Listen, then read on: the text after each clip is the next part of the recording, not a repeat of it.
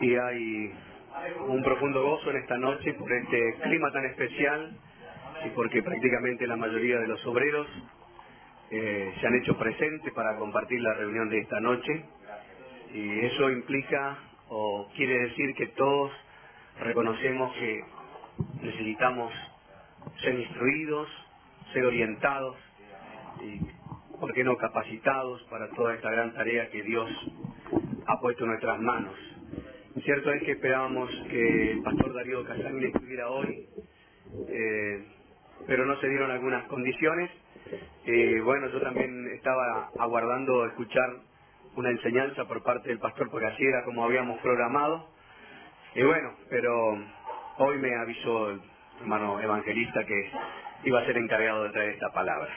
No tuve mucho tiempo, pero gracias al Señor me venía también imaginando que podría suceder. Así que lo que vamos a compartir creo que es de gran utilidad y de gran importancia. Me gozo de ver al pastor Narváez y a todos ustedes, por supuesto, y al hermano Vera también, que es un poco un patriarca en la obra del Señor. Bueno, no vamos a dar nombre porque todos somos de gran estima en la presencia del Señor. Entonces vamos a ir ya directamente a la palabra del Señor, teniendo en cuenta que el margen de tiempo a veces es breve. Vamos a mirar el libro de los Hechos de los Apóstoles, y el título de nuestro comentario será Fundadores de Iglesia. Una cosa es fundar iglesias y otra cosa es fundir iglesias. Hechos capítulo 13, verso 1.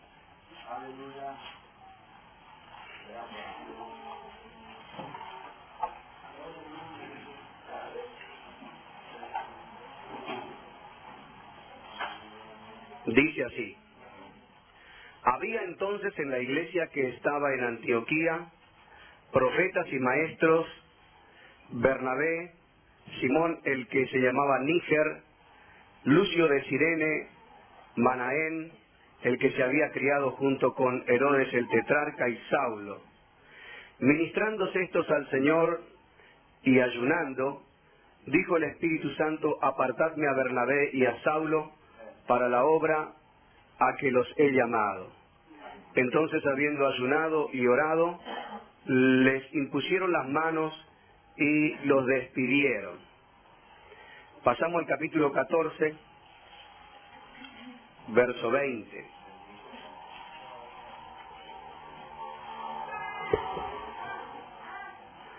Pero rodeándole los discípulos, se levantó y entró en la ciudad, y al día siguiente salió con Bernabé para Derbe. Y después de anunciar el Evangelio a aquella ciudad y de hacer muchos discípulos, volvieron a Listra, a Iconio y a Antioquía, confirmando los ánimos de los discípulos, exhortándoles a que permaneciesen en la fe y diciéndoles: es necesario que a través de muchas tribulaciones entremos en el reino de Dios. Y constituyeron ancianos en cada iglesia, y habiendo orado con ayunos, los encomendaron al Señor en quien habían creído. Amén. Lo que primero podemos observar en esta oportunidad es que la iglesia primitiva es para nosotros el modelo, es el patrón, es el ejemplo. Cuando nosotros más nos aproximamos a esa forma de vivir el Evangelio que tuvo la iglesia primitiva, más cerca habremos de estar de la perfecta voluntad de Dios, como iglesia, como pastores, como ministros o como laicos de la iglesia, que estamos queriendo hacer lo que Dios quiere. Entonces, por eso el libro de los Hechos de los Apóstoles es de por sí algo fascinante. Yo veo la actividad del Espíritu Santo a través de la iglesia, de la congregación, de los líderes de la iglesia, y esto como una gigantesca maquinaria que estaba siendo lubricada por el aceite del Espíritu Santo, empezó a producir para Dios de una forma formidable, maravillosa. Entonces nosotros hoy, al mirar esto, podemos darnos cuenta cuán cerca o cuán próximo estamos del original.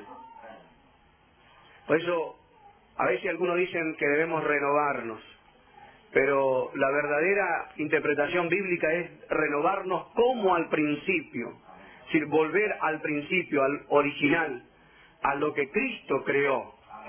Porque con el correr de los años, de los tiempos, se ha ido desgastando tal vez y se ha ido aflojando en la palabra, en la doctrina, se ha ido cambiando y esto es lo que la palabra del Señor advierte en forma abrumadora, el peligro de que con el correr de los años, en el último tiempo, se apostate de la fe, se entibie la fe, a tal punto es esta la alarma, la advertencia que el Señor dijo: cuando el Hijo del Hombre viniere, ¿hallará fe en la tierra? Y también aquella palabra que dice que por haberse multiplicado la maldad, el amor de muchos se habría de enfriar. Entonces, ¿qué clase de fe es la que nosotros hoy estamos practicando? Si realmente es una fe de calidad, como la iglesia primitiva. Entonces, de tantas cosas que a mí me apasiona de la vida del apóstol San Pablo, por ejemplo, de Pedro, de todos los grandes hombres de Dios, Bernabé, en fin, en esta oportunidad lo que quisiera es que miremos para qué somos lo que somos, para qué Dios nos llamó. Entonces, nada mejor que las palabras del Señor Jesucristo en el final prácticamente de los evangelios, en el epílogo prácticamente de lo que era su carrera terrenal, porque partía en las próximas horas desde el monte de ahí de los Olivos, rumbo al tercer cielo, a sentarse a la diestra del Padre. Entonces, esas palabras, después de haber cumplido lo que fue el lugar de sufrimiento, el monte de los Olivos, la vía dolorosa, el Calvario, el madero, la tumba, los 3 días, todo lo que aconteció cuando Él resucita y cuando Él a solas llama a sus más íntimos, a sus obreros, a los que habrían de ser los ministros de esta iglesia extraordinaria. Entonces Él le dice en Mateo 28, versos 18 y 20, vamos a leer las palabras que para nosotros tienen que tener ahora la orientación para qué existimos, por qué somos lo que somos y qué es la función que debemos cumplir, lo que nos corresponde hacer. Y Jesús se acercó y les habló diciendo: toda potestad me es dada en el cielo y en la tierra. Por tanto, id y haced discípulos a todas las naciones, bautizándolos en el nombre del Padre, y del Hijo, y del Espíritu Santo, enseñándoles que guarden todas las cosas que os he mandado, y he aquí yo estoy con vosotros todos los días hasta el fin del mundo. Amén. He aquí, hermanos, la profesión más alta, más noble, que aunque parezca fanfarronería, lo más importante que ser rey, que ser presidente tal vez, es esta profesión de hacer discípulos y consecuentemente salvar las almas, hacer iglesia, fundar iglesia, es decir, traer gente que sea heredera del reino de los cielos, la salvación del alma. Es increíble, es algo tremendo. Usted no sabe lo que es más alto, como aquel que le invitaron a ser primer ministro o un alto ministro en una república, en un país muy grande, y él dijo: no puedo rebajar, así dijo, de ser predicador, ganador de alma, para ocupar algo inferior calidad. ¿Sabe por qué, hermanos? Porque no hay quien pueda hacer esto, excepto la iglesia. Cuando comencé la obra, vino gente a decirme: ¿por qué no hacemos un comedor, un hogar de niños, un hogar para ancianos, hogar para madre soltera, en fin? Hagamos obra de beneficencia, de caridad. Yo le dije, mire hermana o hermano, a mí me llamó el Señor a predicar el Evangelio, a hacer iglesia. Hacer estas obras no está de más, porque el Señor dijo que el mundo debería ver la luz que hay en nosotros a través de nuestras buenas obras y glorificarían a nuestro Padre que está en los cielos. ¿O no es verdad? Entonces, no está divorciado la obra social, la caridad, la ayuda de lo que es el Evangelio, porque Dios quiere que nosotros tengamos una visión hacia los pobres, hacia los menesterosos. Pero a pesar de esto, hermano, a pesar de que esto es tan alto, ser ganadores de alma es más alto. Le voy a explicar por qué. Porque los políticos pueden hacer un comedor, un orfanato, un hogar. La religión puede hacer, y algunos lo han hecho muy lindo. La acción social también hacen. Es verdad que no dan abasto, pero ni los políticos, ni la religión, ni la acción social, ni los gobiernos, ninguna institución en la tierra, nadie puede hacer lo que únicamente la iglesia, nosotros como pueblo del Señor, hace, que es hacer iglesia y hacer discípulos a todas las naciones y hacer gente que sea salvada. No sé cuánto entienden eso. Parece una cosa extraña y parece que no, hermanos, nadie puede salvar el alma, por más espectáculo que hagan, por más grandes cantidades de elementos que se usen, el esfuerzo que se hace, no se puede. Es más importante hoy, hermano, porque ¿de qué sirve a una persona, hermano, tenerlo todo, tener que comer, tener todo, pero se muere y se va al infierno eternamente? Entonces, hagamos una cosa, pero démosle prioridad. Yo le he comentado, le he dicho, a mí me llamó el Señor a fundar iglesia, me llamó el Señor a ganar alma, me llamó el Señor a correr, a apresurarme en pos de todos aquellos que están perdidos. ¿Está comprendiendo? Ahora, ¿qué pasa cuando la iglesia no comprende para qué existe, para qué es lo que es? Dijo, toda potestad me es dada en los cielos y en la tierra. Por tanto, por esta razón, que dijo, vayan, ¿qué hagan? Fiestas, recitales, vayan, hagan, qué sé yo, entretenimiento.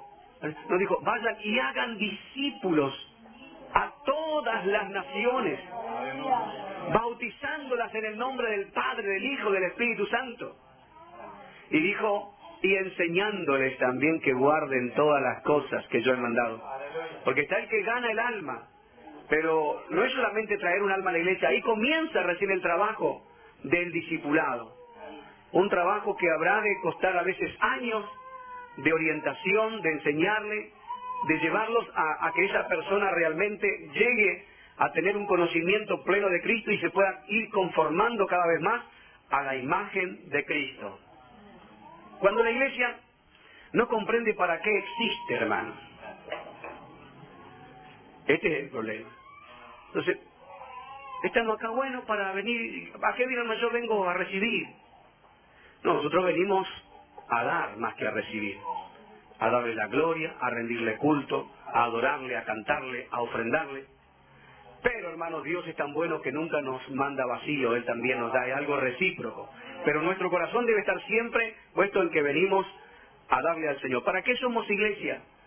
No solamente para vivir, digamos, solamente recibiendo y no produciendo. Y cuando la iglesia primitiva se forma, el Espíritu Santo llenó a los primeros 120 y después 3.000, 5.000 se añadían. Fue una iglesia gigante. Y con el correr del tiempo impactó la sociedad. Las almas vinieron, pero se levantaron de en medio de ellos hombres y mujeres a quienes Dios comenzó a dotar de talentos, de dones, de Espíritu Santo, y comenzaron a sobresalir de en medio de lo demás. Y entonces ahí estaban todos reunidos en Jerusalén, la gloria de Dios en Jerusalén, pero habían obviado la palabra del Señor que dijo, me seréis testigo en Jerusalén, en Judea, en Samaria y hasta lo último de la tierra. No solamente en Jerusalén, sino en toda la redondez de la tierra. Ustedes me tienen que ser testigos, tienen que proclamar, tienen que difundir. Pero la iglesia primitiva, de todas las virtudes que tenía, parece ser que este error cometió, de quedarse en Jerusalén. gloria a Dios, está Pedro, está Jacobo, está Bernabé, está Juan. Oh, gloria al Señor, venimos, recibimos, nos gozamos, cantamos, todos los dones se manifiestan, tenemos unos cultos bárbaros. Pero la inmensa humanidad desconocía, hambrienta, aguardaba que se levantaran misioneros, predicadores, hacedores, fundadores de iglesias. ¿Está comprendiendo? ¿Qué tuvo que hacer el Señor? Tuvo que enviar una persecución. Porque a veces nosotros somos hijos del rigor. Si no nos aprieta el Señor, no salimos. Si no, sentimos, porque yo creo que la mayoría sentía de ir a predicar, el Espíritu Santo hablando, te llevaré, pero no tomaban la decisión.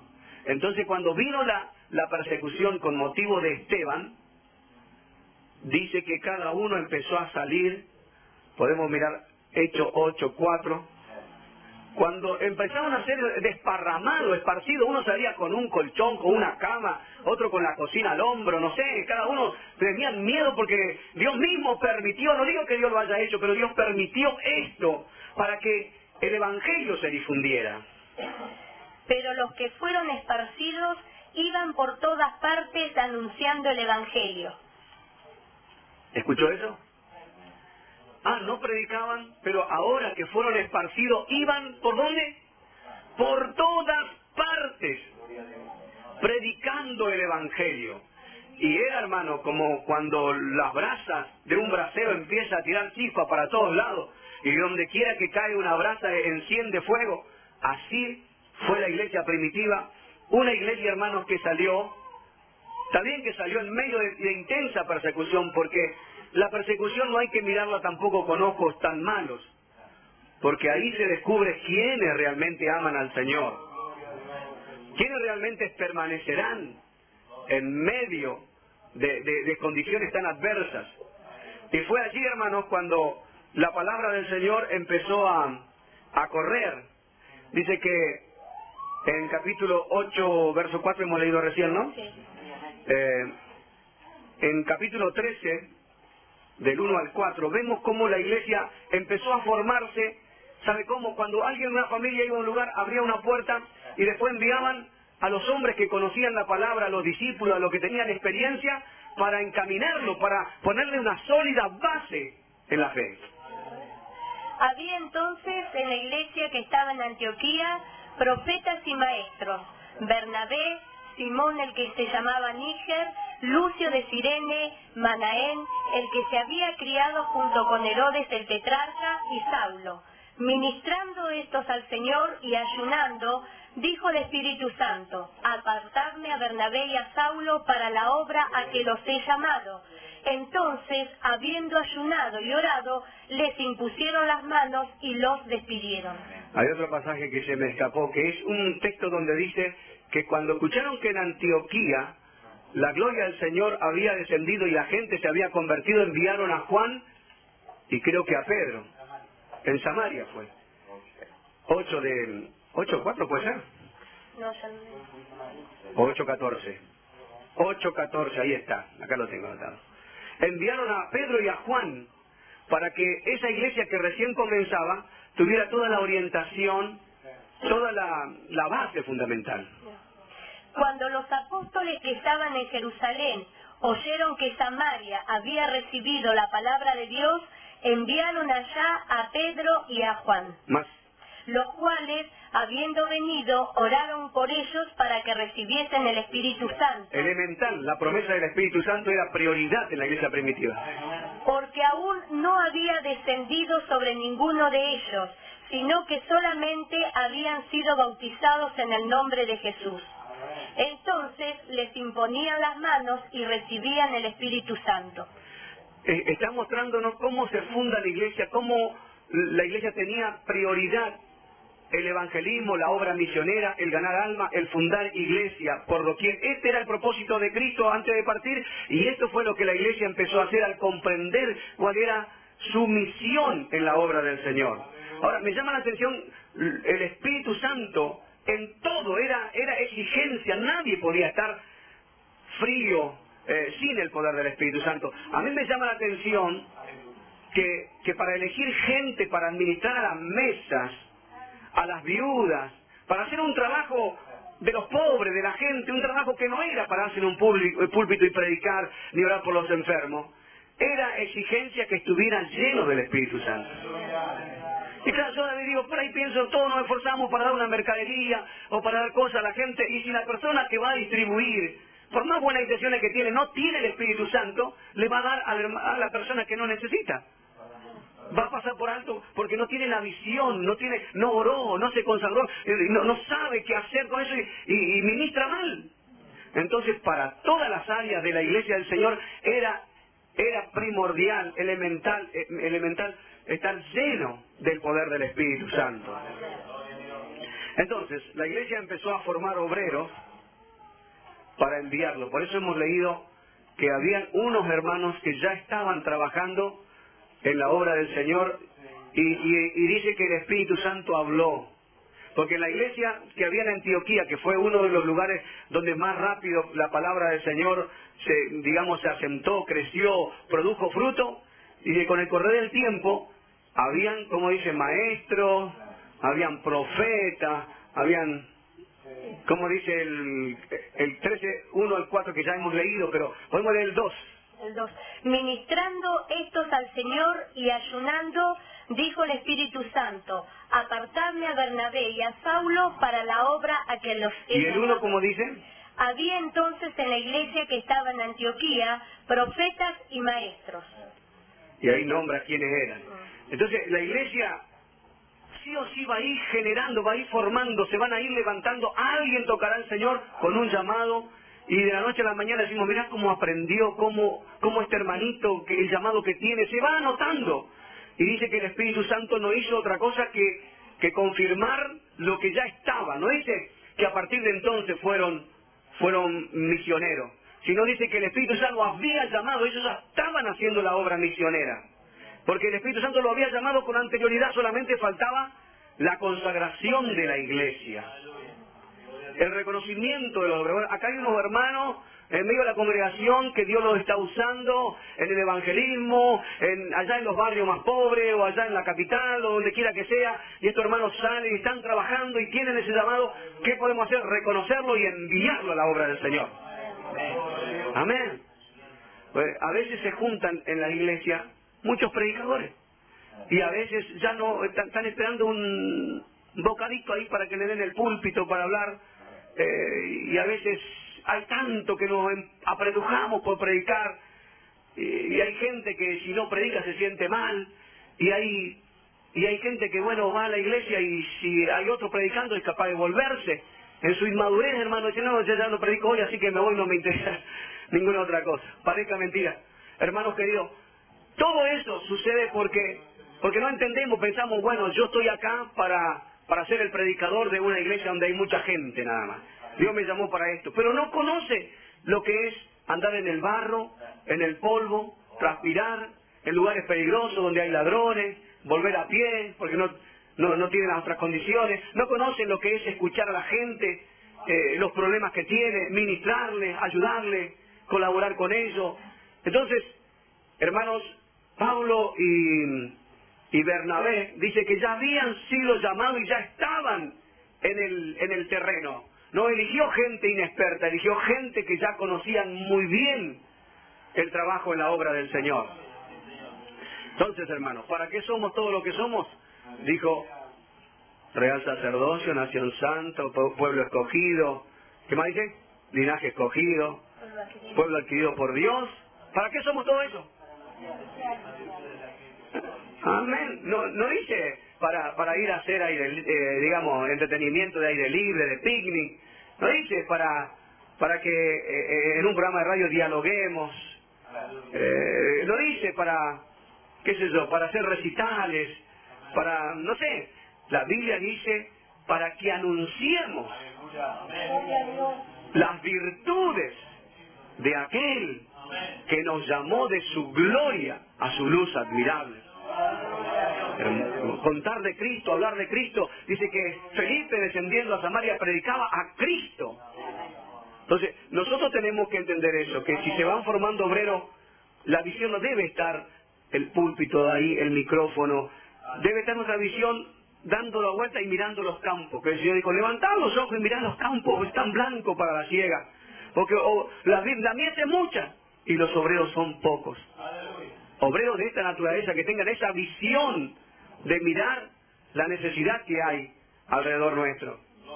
Entonces, la iglesia va formando obreros para enviarlo. Nosotros hace 20 años estábamos en la ciudad de Bahía Blanca, nos convirtió el Señor, nos tocó, envió un avivamiento y pasaron el tiempo, era la gloria, una orquesta de guitarra, acordeones, músicos, coros que cantaban para las navidades, para las reuniones especiales, la iglesia abarrotada de gente allá afuera.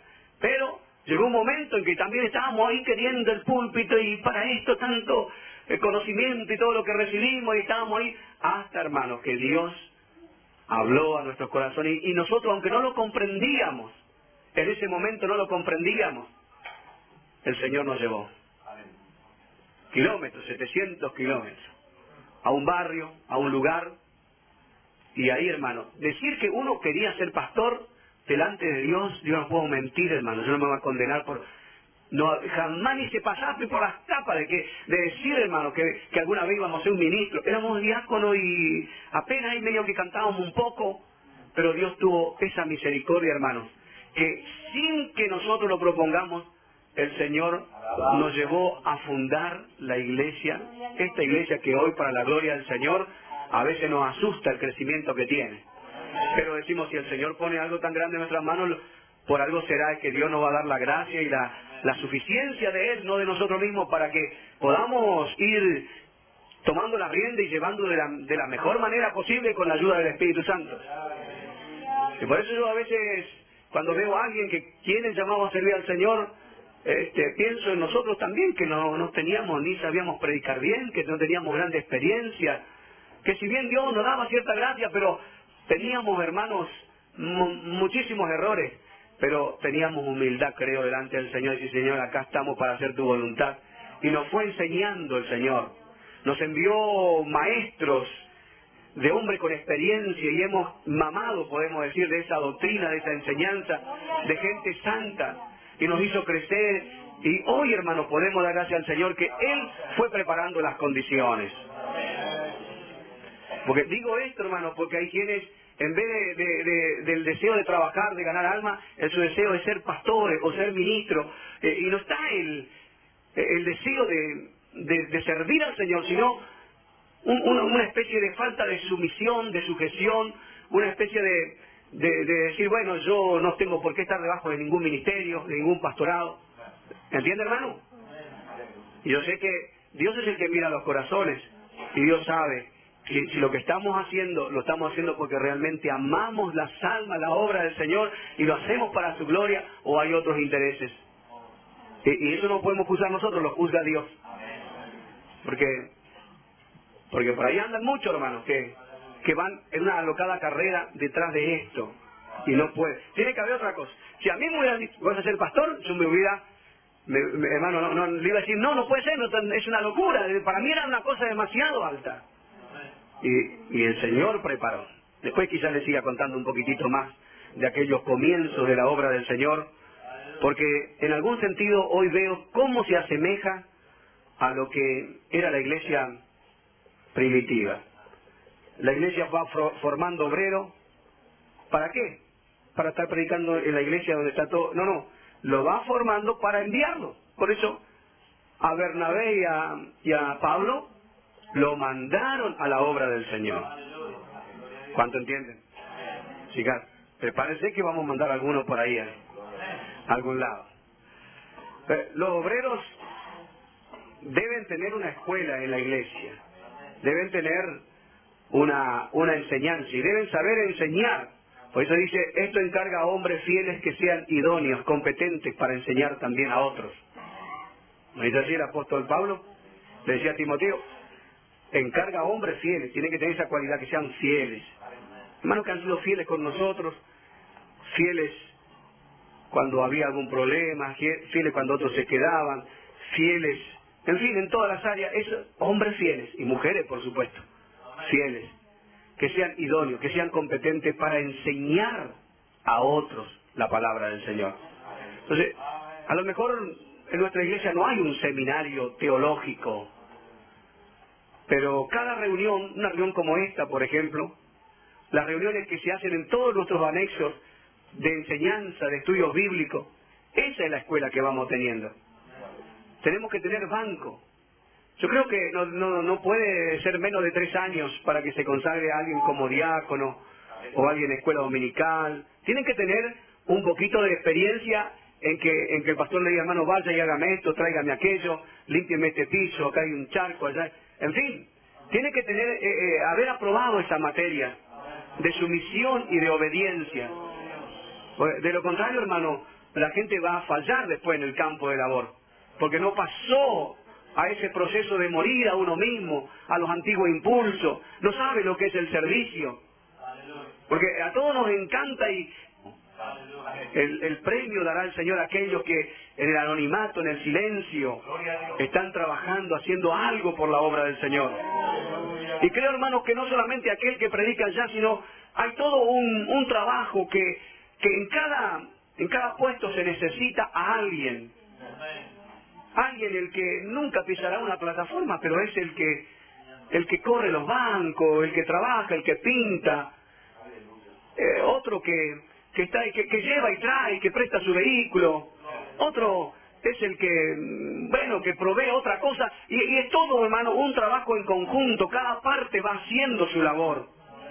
Y no solamente será galardonado el que, de último, pone la gotita en la copa para que se complete. No. Hermano, el premio la llevarán todos aquellos que estamos, porque algunos por motivo de trabajo no pueden estar en el campo de labor, pero pueden colaborar, pueden en la madrugada levantarse y orar. Su mano al Señor, guarda a mi hermano que está viajando, o guarda a aquellos que están haciendo una campaña en aquel barrio difícil. Y mira este hermano que comenzó allá, Señor, qué locura, comenzó allá, pero si tú le dijiste, Señor, mira que hay muchos ladrones ahí, que hay mucha pobreza, que ahí se inunda, qué sé yo. Porque así es que comienza la obra del Señor.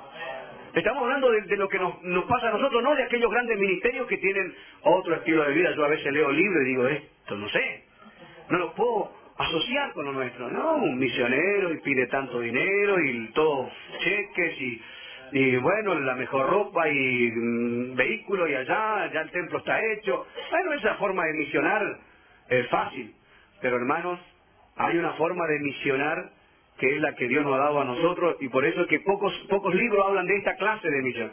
Cuando te vas a un lugar, hermano, y tenés que compensar de cero. Cuando vos estás en la iglesia y mirás la puerta, a ver si entra alguien. Y si entra alguien, como mi hermana Elga decía en cierta oportunidad, querés poner una alfombrita ahí y querés sentarlo en el mejor lugar, porque un alma que vino es... Que el que no vivió eso es implacable. Mándese mudar, si le gusta bien, ahí está la puerta. No lo dio a luz, no la sufrió, no lloró por esa alma para que venga. Bendito sea el nombre del Señor. Así que, hermanos, los obreros deben tener una escuela en la iglesia. Y de hecho, lo que más presta la atención, lo que más vienen.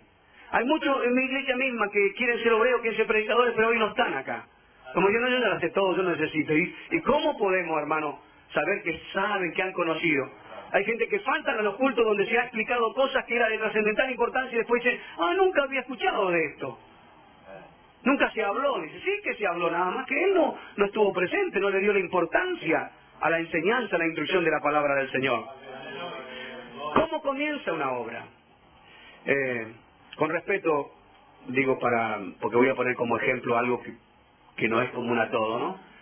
El hermano Jesús Corbalán y la hermana Mónica. Es algo un poco ejemplar para que veamos, y después le voy a explicar por qué. Porque ellos estuvieron en la iglesia, en Devoto, un tiempo, años estuvieron. Él era de Santiago del Estero, tenía su casa, su familia, su trabajo, pero cuando pasa el tiempo, un sentir en su corazón, un sentir de ir. Y pidió confirmación a Dios, Dios le habló claramente, hasta en sueños le mostraba. Pero ¿ir a dónde? Ir allá donde era su provincia. Él conocía las costumbres, conocía los sufrimientos de esa gente, sus dolores, sus aflicciones. y allá es donde él sentía de ir, porque es típico esto de cuando Dios hace de enviarnos a las provincias, a los barrios, a los lugares donde hemos conocido en otro tiempo, que no conocíamos a Dios, la gente como vivía, y que nos hubiera gustado que alguien nos predicase en ese tiempo, y no hubo. Entonces nosotros queremos ir allá. Pero él estuvo aprendiendo un buen tiempo en la iglesia. Él nació prácticamente en la iglesia. Nos gustaría que todos los misioneros fueran así. Tal vez esto no sea una condición imprescindible, porque pueden ser hermanos que lleguen de otras congregaciones también, pero que se adaptaron al sentir de la iglesia y aceptaron toda la doctrina y la enseñanza que la iglesia tiene. ¿Está comprendiendo? Porque el problema está que queremos abrir puertas en algún lugar lejano, y a veces abrimos la puerta con hermanos que fueron formados en otras denominaciones, en otra iglesia, y que sin desmerecer otras doctrinas, no es igual a la nuestra. Y con el correr del tiempo vamos allá y descubrimos que es una iglesia totalmente diferente al tronco principal de la iglesia. ¿Cuánto entiende? Pero con Jesús no pasa, con Jesús Corporal no pasa así, porque nosotros vamos allí y nos sentimos, pero como chancho en la casa. Perdónenme el término vulgar, permítanme, para que usted se ría un poquito.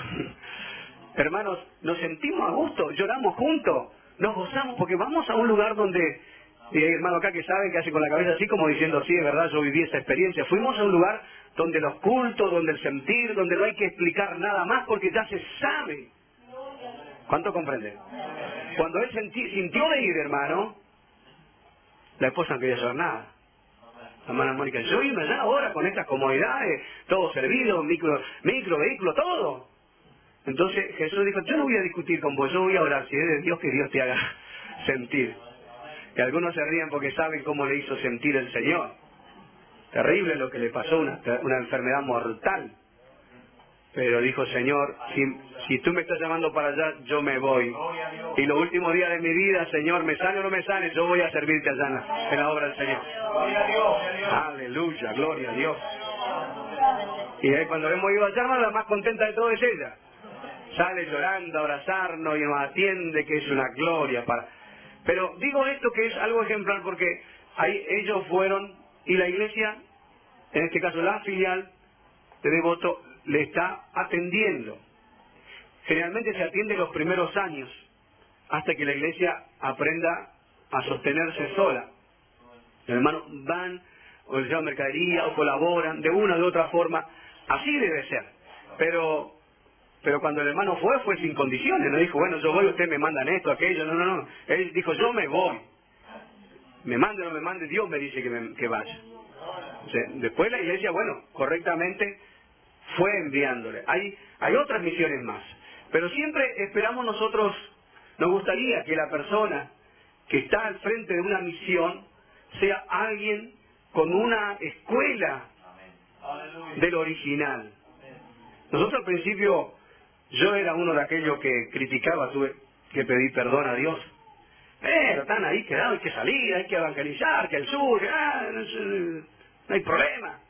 Y hermano, abrimos puertas, Bahía Blanca. Bueno, Bahía Blanca fue el Señor, se abrió gracias al Señor. Pero seguimos para allá, seguimos más al sur todavía, Viedma, Carmen de Patagones, San Antonio Este, Tredeu, Esquel, allá en la orilla de Chile ya casi. Y lleno de nieve, caminamos algunas veces, íbamos con un vehículo que se nos pinchó la cubierta varias veces, pero eso no sería el problema. Vale la pena. Manuel también estuvo en Esquel bautizando.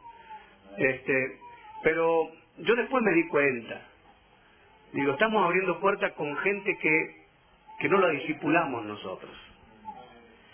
Me acuerdo que una vez no teníamos para el boleto, sacamos plata de la iglesia, abandonamos la familia varios días a la iglesia, fuimos hasta Bahía Blanca, ahí tuvimos que ir a dedo en un camión, no sé cuántas horas tardó para llegar, llegamos como a las 3 de la mañana, porque los hermanos nos llamaban que nuestros obreros, ¿sabían qué había pasado?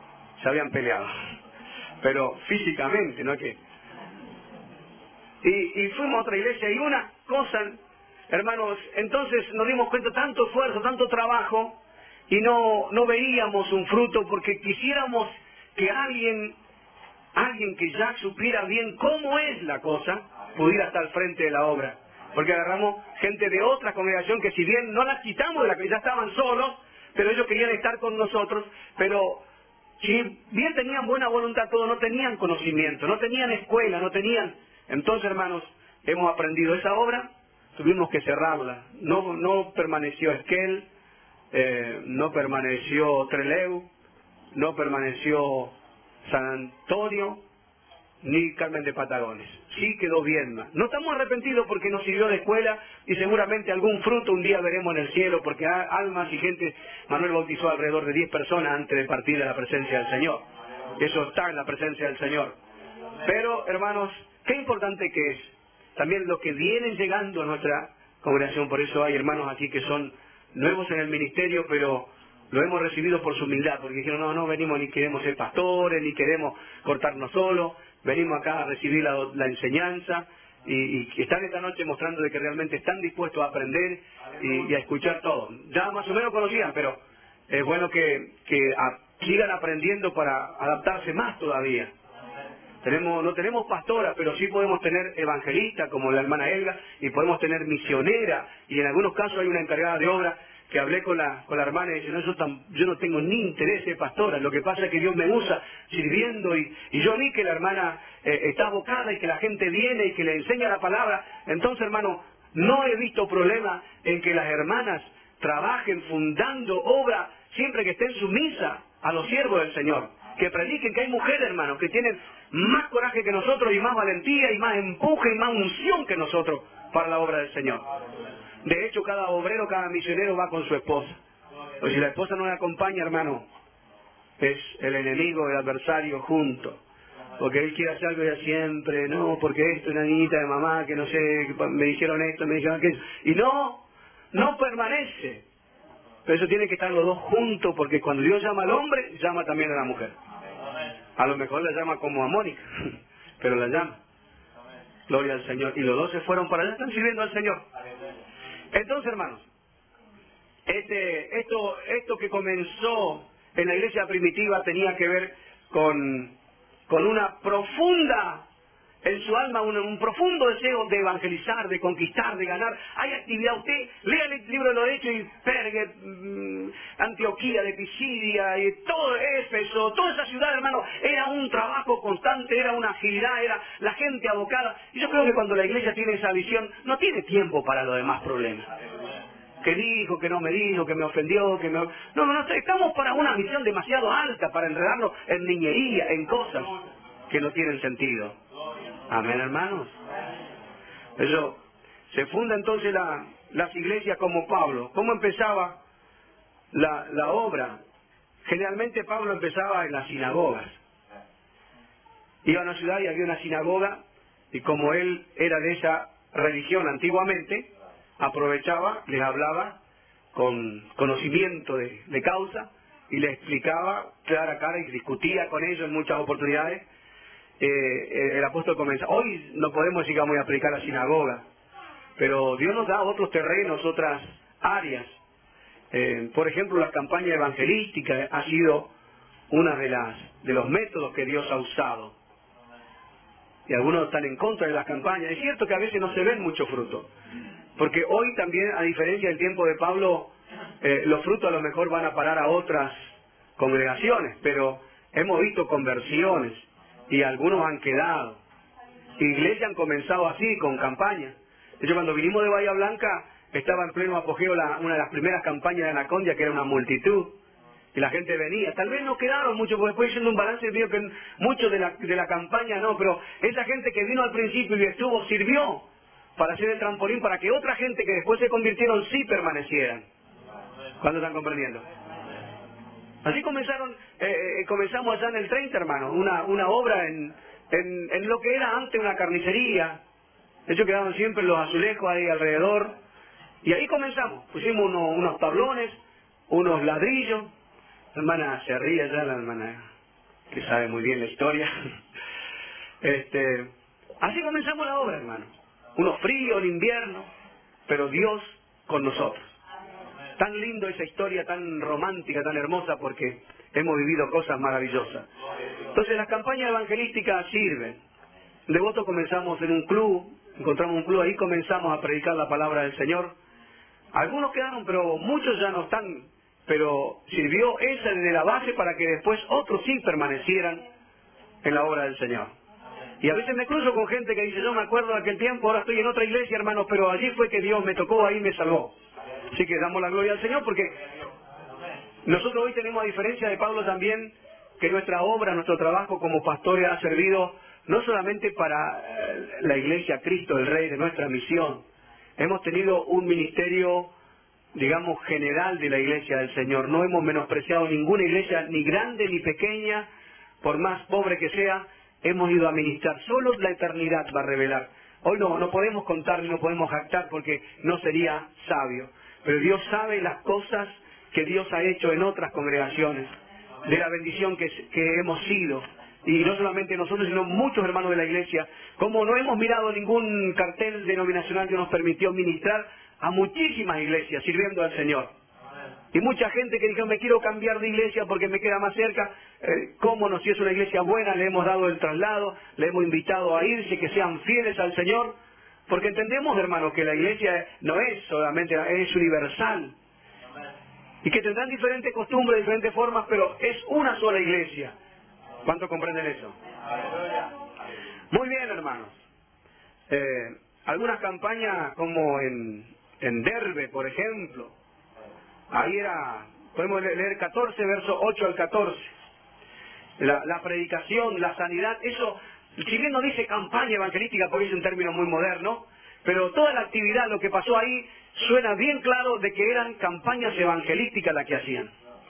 Y cierto hombre de Listra estaba sentado, imposibilitado de los pies. Quizá en la campaña, no sé. Cojo de nacimiento, que jamás había andado. Este oyó hablar a Pablo, el cual, fijando en él sus ojos y viendo que tenía oyó hablar es porque estaba predicando Pablo. Para ser sanado, dijo a gran voz, levántate derecho sobre tus pies, y él saltó y anduvo. Entonces la gente, visto lo que Pablo había hecho, alzó la voz, diciendo en lengua licaónica, dioses bajo la semejanza de hombres han descendido a nosotros. Y a Bernabé llamaban Júpiter, y a Pablo Mercurio, porque este era el que llevaba la palabra. Y el sacerdote con la muchedumbre quería ofrecer sacrificios. Cuando lo oyeron los apóstoles, Bernabé y Pablo rasgaron sus ropas y se lanzaron entre la multitud dando voces. Bueno, dando voces diciendo, no señores, esto no es así, no somos ni dioses, ni Júpiter, ni Saturno, somos simplemente siervos del Señor que servimos al Señor. Amén, hermano. Pero esa campaña impactó la ciudad, impactó, y ahí se formó la iglesia. ¿Cuánto alaban la gloria del Señor? Así que ¿cómo empieza? Empieza en una sinagoga, empieza en una campaña evangelística, o también en las casas, hermano. En Corinto, por ejemplo, en la casa de un tal Tito llamado Justo, capítulo 17 de este mismo libro, del 7 al 8, o 7 y 8, también en Hechos, primero predicaban en la sinagoga, pero después enseguida iban en las casas, hermano. Hechos 17:7. Sí. A los cuales Jasón ha recibido, y todos estos contravienen los decretos de César, diciendo que hay otro rey, Jesús, y alborotaron al pueblo y a las autoridades de la ciudad oyendo estas cosas. Jasón lo recibió en su casa y ahí empezó la obra en ese lugar. Y después de Pablo le habla a una iglesia grandísima en Corinto, ¿o no es verdad? Entonces empezó en una casita, a veces empieza así en el comedor de una casa, y son las iglesias más lindas porque después quedan recuerdo hermoso de todo lo que fue. En la casa de Lidia, en Hechos capítulo 16, versos 14 al 15, podemos mirar también que era una profesional, podemos decir, una mercader, una mujer que compraba y vendía. Entonces una mujer llamada Lidia, vendedora de púrpura de la ciudad de Tiatira, una empresaria, que adoraba a Dios, estaba oyendo, y el Señor abrió el corazón de ella para que estuviese atenta a lo que Pablo decía, y cuando fue bautizada y su familia, nos rogó diciendo, si habéis juzgado que yo sea fiel al Señor, entrad en mi casa y posad, y nos obligó a quedarnos. En la casa de Lidia, el capítulo 18, verso 19 del mismo libro. Cómo la iglesia empezaba en las casas, hermano. No es que empezaba con todas las luces, con grandes auditorios. Y llegó a Éfeso y los dejó allí, y entrando en la sinagoga discutía con los judíos. Ahí está en la sinagoga. Y también en las escuelas, para que los académicos pudieran recibir, y muchos fueron convertidos, así que los que están estudiando pueden hacer también un proyecto evangelístico en el colegio, en la universidad, en la facultad, pueden llevar también la palabra del Señor. Así que comenzaba en las casas y también en las plazas, en las calles se predica. Es bueno tener presencia en las plazas, en las estaciones ferroviarias, en todo sitio. Y aunque aparezca con mucha humildad, con mucha sencillez, ahí es que comienza la obra. De hecho, esta iglesia acá en Liniers comenzó en la casa del hermano Pablo.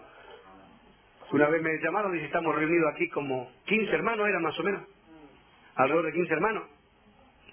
Nos invitaron y fuimos. Y dice, hermano, nosotros estamos como ovejas sin pastor. El pastor se había marchado, la iglesia había terminado, y dice, y a usted lo conocemos, y sabemos que es alguien bueno, que tiene esto y esto. Y queremos comenzar la obra del Señor. Y ahí comenzó la obra de Liniers. Luego, como yo decía, no puedo atender tanta obra, necesitamos un obrero. Y por esos días, el hermano Marcelo Singolani estaba lleno del Señor para decir, para donde me mande voy, gloria al Señor. Y bueno, ya era evangelista, y era conocido de nosotros de mucho tiempo, y tuvo también una escuela junto a Alfredo. Y ahí comenzó la obra, gracias al Señor. Hermanos, y perdura la obra del Señor, ¿o no es así? Gloria a Dios. Muy bien. No es que la dejaba tampoco el apóstol a la buena de Dios, como dice el dicho común, ¿no? Sino que podemos mirar capítulo 18, verso 23, del mismo libro de los Hechos, que él volvía otra vez a visitar las iglesias. Y después de estar allí algún tiempo, salió, recorriendo por orden la región de Galacia y de Frigia, confirmando a todos los discípulos. Sí, también hacemos visitar los anexos, algunos nos reclaman, pero cada vez que podemos visitamos. Si no vamos nosotros, van otros obreros de confianza, para que la iglesia esté consolada, fortalecida en el Señor. Capítulo 15, verso 36. Pues el apóstol quedaba alrededor de 3 años, 2-3 años en un lugar, y ahí iba formando los obreros, formando los discípulos, y luego los señalaba para que sean ancianos y sean obreros. Después de algunos días, Pablo dijo a Bernabé, volvamos a visitar a los hermanos en todas las ciudades en que hemos anunciado la palabra del Señor para ver cómo están. Hasta el 9. Hasta el 9, hasta el 39. Va. Y Bernabé quería que llevasen consigo a Juan. También, ese no es el texto.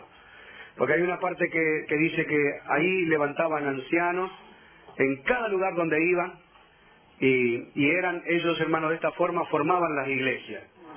Es bueno que la iglesia voluntariamente esté sumisa a la pastoral mayor, digamos, que está en el campo de labor. Ahora, ¿cómo se sostenían? Las iglesias colaboraban económicamente. Podemos leer 2 de Corintios, verso 11. 2 de Corintios capítulo 11, perdón, verso 8 al 9. Ahí sí, 8 y 9. De 2 de Corintios, donde podríamos mencionar otros tantos textos, pero este nos muestra un poquitito, un vistazo de cómo las iglesias colaboraban con el siervo de Dios.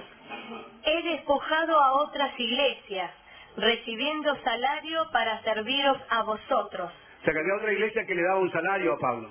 Puedes seguir leyendo. Y cuando estaba entre vosotros y tuve necesidad, a ninguno fui carga, pues lo que me faltaba lo suplieron los hermanos que vinieron de Macedonia, y en todo me guardé y me guardaré de seros gravoso. Eso lo pone el Espíritu Santo en medio de la congregación. Yo tengo que decir hoy que he recibido dinero de muchos hermanos que nunca nadie se enteró, que dice, el Señor puso en mi corazón que te destruyera justo lo que necesitaba por una determinada obra, para algunas cosas la necesitaba. Y en todo ese tiempo, hermano, Dios colocó en los corazones a gente que me han administrado en lo económico. Dios lo puso, porque nunca hemos estado ahí haciendo énfasis y quejándonos, o ahí estando hablando siempre de lo mismo. No, solo el Señor proveyó. Gente que no faltaba un día, no podía dormir si no pasaba por casa trayendo mercadería, trayendo cosas, era algo del Señor. Y acá también hay gente, hermanos, que Dios lo ha usado para eso. Pues, económicamente, pero nosotros como pastores tenemos que incentivar a la ley del Señor a ser dadivoso y generoso, invirtiendo en el reino de los cielos, en las misiones, en la gente que está allá, juntar mercadería, ropa, dinero, lo que sea, y enviar a la gente que sabemos que son auténticos ministros que están a veces sufriendo por la obra del Señor allá en la lejanía, o no hace falta ir tan lejos, acá en unos barrios sabemos de hermanos que la están peleando duro en lo económico. Nosotros tenemos como la iglesia que de Macedonia y de otros lugares colaboraban con el apóstol San Pablo. Amén. Entonces, una vez que ya se establece un pastor, un ministerio en una iglesia, entonces, ¿cómo se sostienen? Al principio la iglesia madre le va enviando, pero después empieza a caminar solita, si se va sosteniendo sola. Nosotros en esta misión hemos recibido esta enseñanza de que el obrero es digno de su salario, y que con el diezmo se sostiene al obrero del Señor, con las ofrendas se pagan todo lo que es gastos administrativos, demás cosas. Después hay ofrendas especiales, hay beneficios que le llaman. Nos gustaría no tener en la iglesia ninguna venta de nada, porque no nos parece correcto, porque está bien dicho que el Señor echó a latigazo a los que venían al templo, aunque quisieran para algo personal. Esto es para la obra del Señor. Pero al lado del templo o afuera hay gente que hace cosas para buffet y beneficio, y juntan plata de una forma, de otra. Hay gente que trabaja, y bueno, con todo eso se va haciendo, comprando terreno, edificando el templo, haciendo cosas maravillosas. Pero al principio, tal vez cuando la iglesia comienza, todo va a parar a un mismo fin. Y a veces los obreros no recibimos nada al principio. Pero de a poquitito le vamos enseñando que aprendamos a diezmar, poco o mucho, si no podemos con dinero, con cosas, mercadería, lo que fuere, para el sostenimiento del hombre de Dios y de la familia de los hombres de Dios. Y la iglesia va creciendo, y si después entra mucho dinero, no creemos que sea conveniente que el pastor de una congregación esté en un nivel económico mucho más elevado que la congregación. Tiene que estar más o menos parejo. Cierto es que siempre van a haber muy pobres y muy pudientes, pero en la mayoría, digo, que tengamos más o menos lo mismo.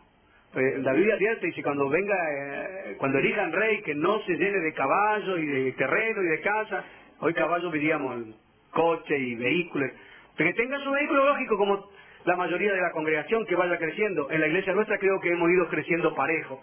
Así como Dios me ha bendecido a mí, también ha bendecido a mis compañeros de labor, a hermanos muy humildes que hoy van progresando económicamente. Y creo que la mayoría de la iglesia está pasando eso. Hubo desafío al principio, el que era generoso Dios lo habría de bendecir, y a eso Dios lo bendijo. Y hubo mezquinos que fueron para abajo. Pero eso ya no es problema nuestro.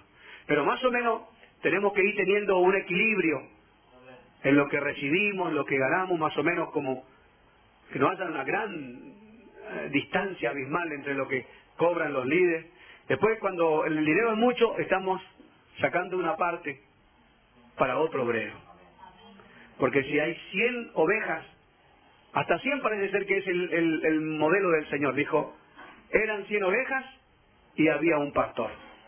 Entonces hay que prestar atención a esos detalles. Se perdió una y el pastor la fue a buscar. Cuando pasa las 100, hermanos, tenemos que ir pensando en otro pastor más, porque no damos abasto para atender a tanta gente. ¿Cuándo están comprendiendo? Y a ese van a decirle, bueno, hermano, primeramente mediodía va a tener que dejar de trabajar y vamos a colaborar. Y después día entero, y después el hermano vive por la fe y la iglesia es generosa y dice, reconoce el ministerio, lo va a tener así al hombre de Dios. Podemos leer 1 Corintios capítulo 9, del 7 al 14, para que vean que lo que estamos hablando no es algo extra bíblico, sino que está basado en la palabra del Señor.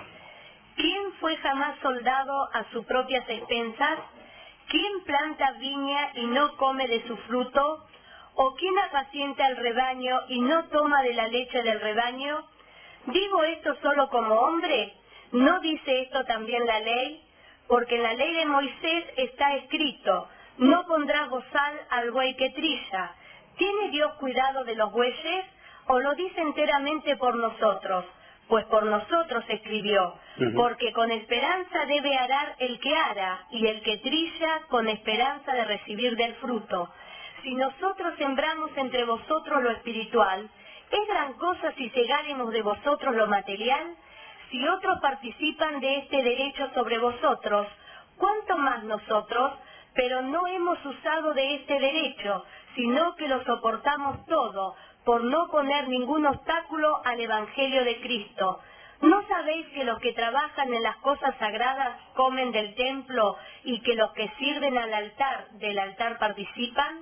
Así también ordenó el Señor a los que anuncian el Evangelio que vivan del Evangelio. ¿Está claro, hermano? Qué clara que es la palabra del Señor. Entonces, el sostenimiento de los hombres de Dios es muy importante, porque ¿de qué sirve tener hermoso templo, música, todo, pero no hay fuego en el altar, no hay palabra en el púlpito, no hay enseñanza? Y créame que traer una palabra del Señor lleva tiempo. A veces puedes estar toda una noche y no te viene nada. Y es una batalla dura, llorando, Señor, dame palabra, y no me quiero parar ahí a aburrir, y no quiero decir lo que leí en un libro nada más, y otra vez el mismo mensaje sancochado de siempre, y otra vez el testimonio. Tenemos que tener palabras frescas todos los días. Entonces, para eso el pastor tiene que estar libre de la atención, que algunos vienen del trabajo y se lavan un poquito y así nomás, están todo el día corriendo de aquí para allá. ¿Qué palabra pobre va a traer? Entonces es necesario que el obrero sea bien atendido por la congregación. Hay que enseñar esto. Amén. Ahora, estoy, hermano, harto de ver las iglesias como en este terreno piden y piden dinero, horas pidiendo plata, pidiendo esto, pidiendo... Esto es de mal gusto, me parece a mí. Cuando la iglesia está bien crecida, no hace falta dar tanta manija, ni estar tanto en la prosperidad, en la carrera alocada del dinero. La iglesia va creciendo, entonces se sostiene al hombre del Señor. Un pastor o un anciano, cargado de obra. Nosotros no somos de la central de recibir de todos lados. De hecho, muy pocos son, salvo los anexos que tenemos directos allá, son los que dan un diezmo de los diezmos, porque ellos también voluntariamente lo sintieron de pagar para algunos gastos que hay, pero generalmente las iglesias sostienen a sus ministros, a sus pastores. Y las ofrendas especiales, donaciones y todo lo que es beneficio, todo va para adelantar la obra del Señor. Amén. Tenemos, hermanos, como un dirigente que dice: yo no recibo nada porque lo he sentido así, dice, no me hace falta porque Dios me da un sueldo y con eso yo me manejo bien. Bueno, el apóstol Pablo está diciendo eso ahí, dice: yo tenía todo el derecho de recibir de ustedes, pero no quise usar de ese derecho mío. Preferí, dice, tener un mayor galardón, aunque recibía de otros hermanos de otras iglesias que me sostuvieron. No es que tampoco vivía del aire el apóstol. ¿Está comprendiendo, hermano? Muy bien.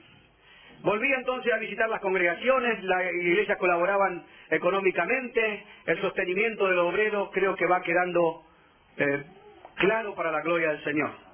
Yo soy una persona que predico en cualquier lado con toda libertad, porque no tengo interés de que digan, si predico otra cosa no me van a pagar o no me van... No estoy condicionado al mensaje. He predicado ayer nomás en una iglesia, hermano, que había una cantidad de gente danzando ahí adelante, pero con túnica. ¿Y qué dije? Dije, ¿qué hago? ¿Predico o no predico? Porque el mensaje que me había dado el Señor era justamente del espectáculo, del carnaval, del circo, el show. Yo predico y si no me invitan nunca más, gloria a Dios. El hermano me besaba el pastor al final del culto. Y los hermanos también. Así que no hay que tener miedo. Sí, pero hay una iglesia que se va a ir de ahí.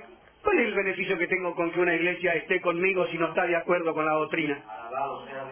¿Cuál es? Decir que tengo una iglesia allá, tengo una iglesia acá. No, usted no le gusta, no están de acuerdo con esta enseñanza, con esta iglesia. Si usted quiere estar, estén voluntariamente, y si no, sirvan al Señor donde ustedes consideren, de la forma que consideren.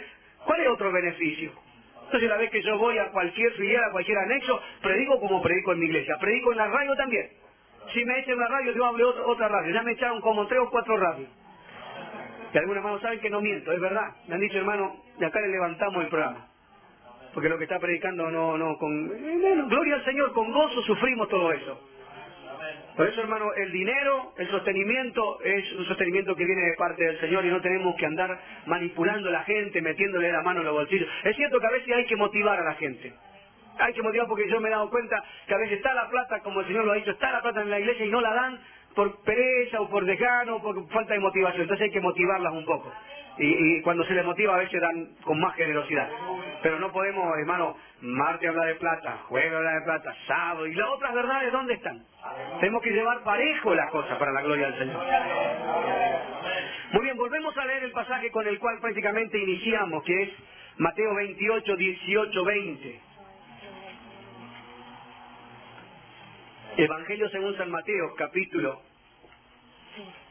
28, verso 18 al 20. Y Jesús se acercó y les habló diciendo: Toda potestad me es dada en el cielo y en la tierra. Por tanto, id y haced discípulos a todas las naciones, bautizándolos en el nombre del Padre y del Hijo y del Espíritu Santo, enseñándoles que guarden todas las cosas que os he mandado, y he aquí yo estoy con vosotros todos los días hasta el fin del mundo. Amén.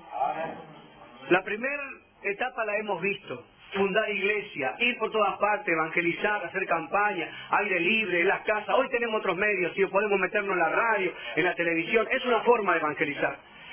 Usar los medios que hoy tenemos, literatura, imprenta, no sé, todo lo que Dios nos dé, satélite, ahora está el internet, hay algunos que están predicando, aunque hay que tener cierto cuidado con eso, pero también, hermano, usar los medios que Dios nos da para predicar.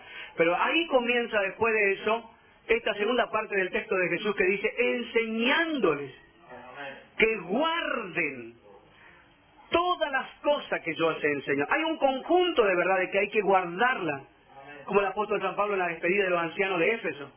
Dice: yo todos los días le enseñé, le hablé, soy libre de la sangre de todos ustedes, porque yo no rehuí, yo no evadí el hablarles todo el consejo. Hay todo un consejo de la palabra del Señor. Y este es nuestro gran problema hoy como iglesia. Créame que lo que más me es como una carga, digamos, es ver que esta enseñanza que hemos recibido al principio, de a poquito quiere irse cambiando. Y nuestro esfuerzo, nuestro trabajo es por mantener, por retener algo que para muchos es anticuado, es legalismo, y es, hermano, algo abstracto. Entonces nosotros hemos empezado, ¿y quién es el que está mejor? ¿El que permanece en eso del comienzo, en el patrón original, o el que fue cambiando? ¿Sabe? La gran presión que hay por querer que cambiemos. ¿Por qué no afloja un poquitito en esto, un poquitito y un poquitito? Y a veces sufrimos porque hay un parámetro, hay un límite, y no queremos pasar de ese límite. ¿Está comprendiendo, hermanos? Entonces, cuando la Biblia dice que no embriaguéis en vino, con vino en el cual hay disolución, antes se lleno del Espíritu Santo, hay una palabra disolución que está en otros textos también de la palabra del Señor. Y esa palabra disolución significa hacer menos riguroso la ley y el mandamiento. Es decir, no, vamos a hacerlo más fácil, vamos a hacerlo menos riguroso, menos fuerte. Entonces de a poquito nos vamos deslizando. Y en este sentido, hermano, la iglesia se forma, pero después con el correr del tiempo, el mundo se quiere meter dentro de la iglesia. Yo he visitado una iglesia estos días, hermano, que me dolía en el corazón. Como en algunos seminarios enseñan lo que es la adoración. Y veo ministros de alabanza que usan sensualidad en el púlpito para alabar al Señor. Es fácil darse cuenta, porque lo que alguna vez vimos mucha televisión o estuvimos medio en el ambiente, sabemos que hay forma y movimiento que son sensuales, que son de seducción. Hemos visto, hermanos, que por ejemplo, la doctrina de la concubinato, la doctrina del divorcio, del recasamiento, es algo que nos ha costado mantener. Y hoy yo no puedo hacerle esta noche, digamos, todo un estudio, pero con la ayuda del Señor lo haremos, si Dios así lo permite, un estudio de por qué creemos en la indisolubilidad, se dice, del matrimonio, que solamente la muerte lo puede separar. Que no hay, viste, no, me fue mal, o apareció otro, esto, no, por más que esté enfermo, solamente hasta que la muerte lo separe. Porque si en vida del varón la mujer se va con otra, adultera. Y él, si se la deja, la abandona, hace que ella adultera y él adultera. Y podríamos hablar de todos los conceptos, los textos que hoy se toman, no en el estado en el cual viene, en el que no se refiere a eso. Entonces tenemos, hermanos, esto que hoy pugna también por introducirse en la iglesia, de que no importa, así como está nomás, de cualquier forma, y entonces esto es lo que nos ha diferenciado tal vez de otras iglesias.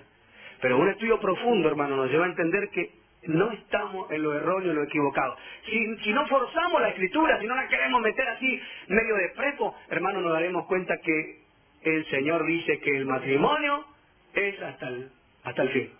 Pero si es así el estado del hombre, entonces no conviene casarse. Y bueno, es así. ¿Por qué dijeron los discípulos así? Y el apóstol dice, más, le digo que hay algunos que se hicieron eunucos por el reino de los cielos. Que han dejado su hombría, usted ya sabe, ¿verdad? Entonces, así de terrible es, pero queremos mantener esa doctrina. Nosotros creemos, hermanos, que lo prioritario es lo interior, el corazón, ¿o no es verdad? Pero una cosa enseñamos, que lo que está dentro del corazón se transmite en toda nuestra manera de vivir.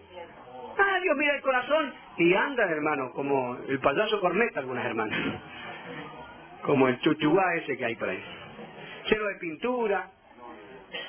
Y hermanos, esto parezca mentira, no es lo prioritario en nuestra iglesia. No estamos poniendo énfasis porque venimos de iglesia que iba cada culto siempre te hablaban y machacaban con lo mismo y ya lo mandaban al infierno, y no estamos para eso. Pero enseñamos que de a poquito nuestras hermanas tienen que dejarse crecer el cabello. Pero eso de veras, de que se no, hermanos, la palabra del Señor dice que a la mujer le es honroso dejarse crecer el cabello y que cortárselo es deshonra.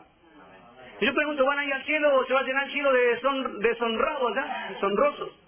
Hay que preguntarse, no sé, puede ser que sí, que Dios tiene misericordia, pero yo prefiero asegurar la cosa, hermano. ¿Está comprendiendo?